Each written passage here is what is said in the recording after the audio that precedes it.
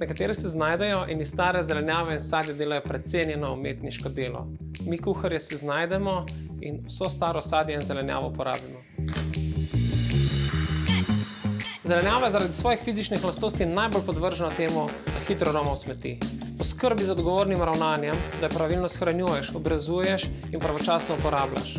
Če pa vse skupaj ne zaleže, pa še vedno lahko naredimo odličen zelenjavni fond, za katerega je zelo pomemben širok nabor različne zelenjave. To je lahko listi od cvetače, slabši deli pora, čebuljni olupki so odlični, zelo lepo barvo dajo in okus, olupki od zelene, pazite samo eno stvar, da je vsa zelenjava pred tem dobro oprana, potem imamo tle kolerabo, ki je slabše kvalitete, odlični za fonde so od špargla, spodnji deli, oleseneli deli, listi od zelja, skratka, res širok nabor zelenjave, samo pazite, da ne bo plesniva ali gnila, vse ostalo je super.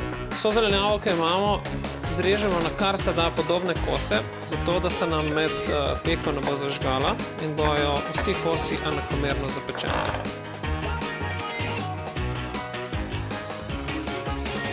Tako, vsa zelenjava je narezana, dodam ji malo olja, da se ne bo zažgala med peko, in pa paradižnikova mezga, ki bo dala lepo barvo in bogat okus.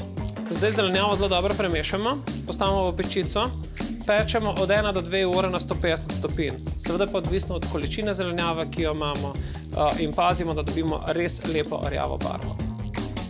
Zelenjava se zdaj res lepo zapekla. Ima lepo temno barvo, kar bo dalo fondu bogat okus in lepo temno barvo.